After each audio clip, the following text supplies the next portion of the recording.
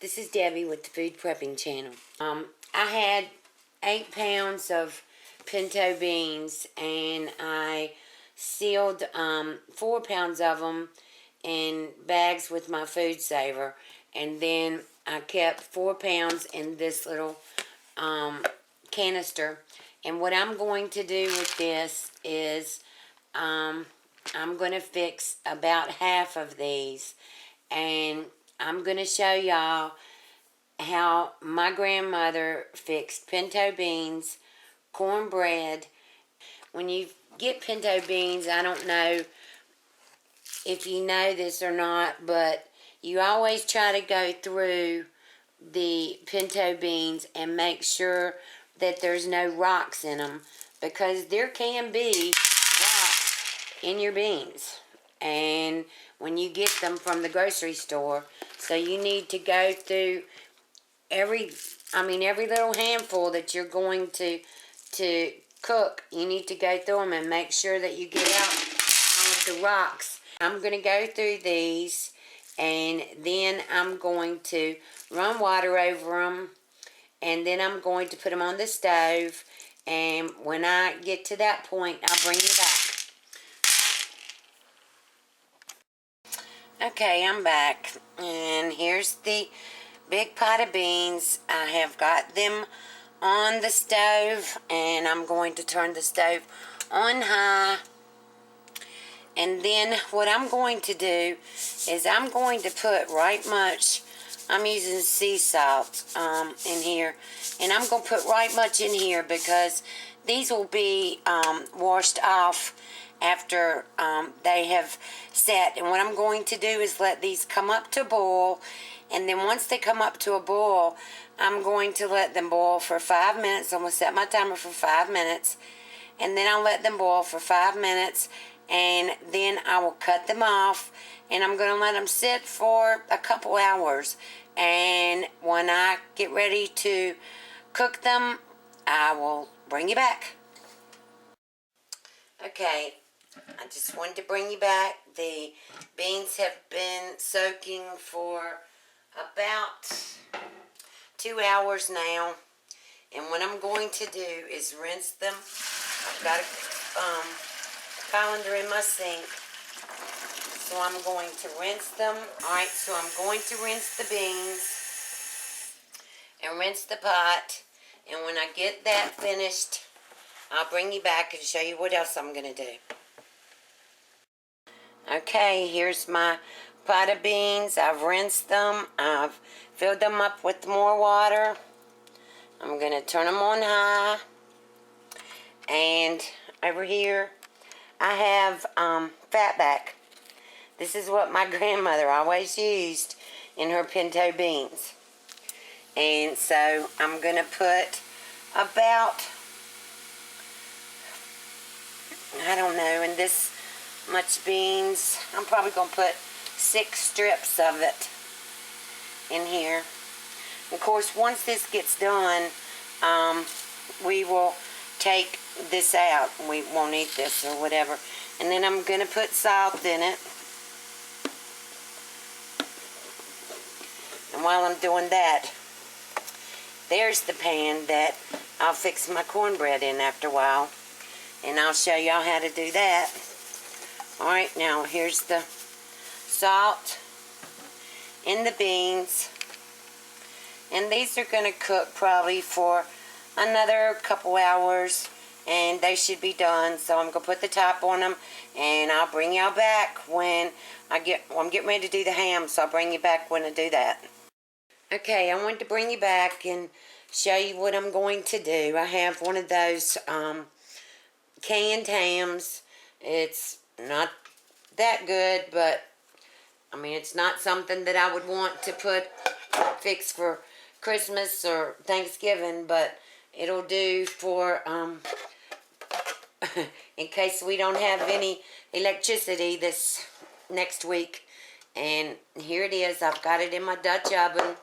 And what I do is, this is just pineapple slices, and I pour the pineapple juice on there, and then I just kind of I get all the slices out, And then what I do is, I'll show you.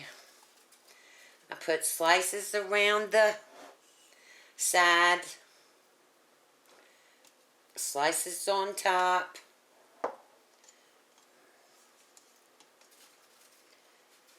And then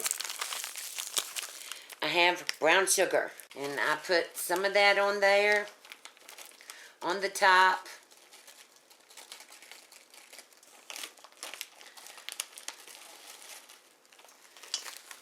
And then I'll take this fork and push it down inside the pineapple slices. And this will cook into the ham and make the ham a sweet ham, which is what we like. And what I'm going to do now is put my top on this. I'm going to put it in the oven, and it's already cooked, but we still want it heated all the way through or whatever. So I'm going to let this cook on 300 for about an hour, and I'll bring you back. Okay, the ham is in the oven, the beans are cooking, and now I'm getting ready to start on my cornbread. The one thing I want to show you is my grandmother always used lard, but I don't use lard. I am going to use Crisco, and this is the pan that I fix my cornbread in, and this was her cast iron skillet. And what I do is I put oil in here, and I hope you can see. I run it around, get it all on the sides, and then I'm going to put this pan in the oven. And I turned my oven up to 350, and I'm going to let this get really, really hot. And then when I put the cornmeal and all together, I will pour this grease into the cornmeal. We don't put sugar in our cornbread. I know a lot of people do, but we don't. But once I get this hot and I get ready to fix the cornbread, I'll bring you back and show you exactly how I fix ours. Okay, I'm bringing you back. The beans are ready. The ham is ready. And now I'm going to show you how my grandma taught me how to fix cornbread. What I did was I used, this is 2-pound bag, and I used half of it, of the yellow cornmeal self-rising mix. And here it is in here. And the next thing that I'm going to do is put 2 eggs in here.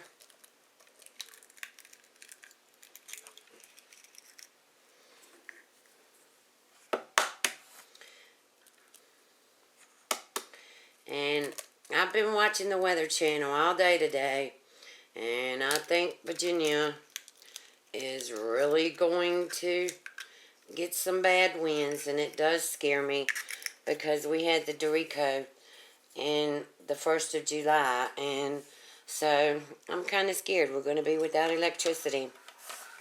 Alright, so I've got the 2 eggs in there, and now I'm going to show you a trick. I usually have buttermilk, but I don't have buttermilk today, so I hope you can see this. I'm taking a cup of milk,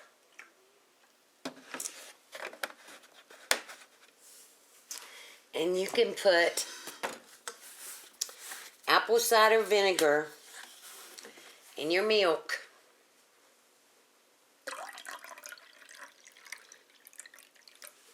And that makes it just like buttermilk. Now I'm going to stir it up.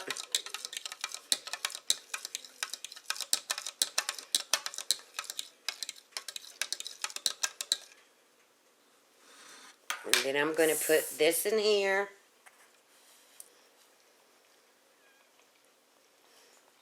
And you can see it's already changing it just like buttermilk would. Alright, and then I'm going to stir this up. I hope you can see. And here's my pan, and my pan is very, very hot. But I'm going to pour this grease from my, hear it? It's very hot. Hear it sizzling? Alright.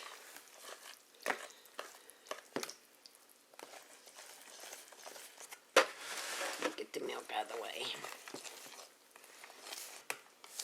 Alright, now.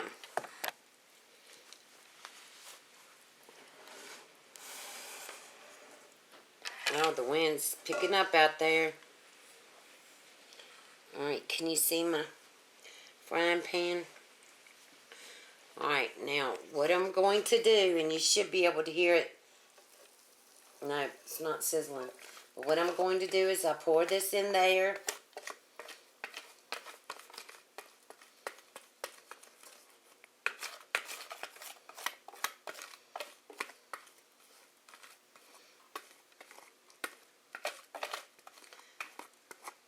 And I turned my stove up to 400, and I'm going to put this in the oven, and when it gets ready, I'll bring you back and show you. Okay, everything's ready, and I just wanted to show you the cornbread. If your pan has been seasoned good enough, it will slide right off, right out of the pan onto this plate.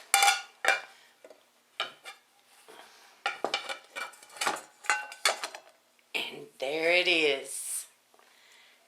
There is my awesome looking cornbread. Doesn't that look so good? Alright, I'm going to plate all this food up and show you, and I'll be back in a minute. Alright, there's my plate. You gotta have lots of butter on your cornbread, and you gotta have a piece of pineapple on your ham. And there's my beans. Here's my big pot of beans. They look so good. And there's my ham. It's just a canned ham. But Christmas time we'll have a big one. And Thanksgiving. And there's my cornbread. And I hope you like what I showed you today. I'm really excited with my cornbread. It turned out perfect. And my beans, oh gosh, I know they're going to be good.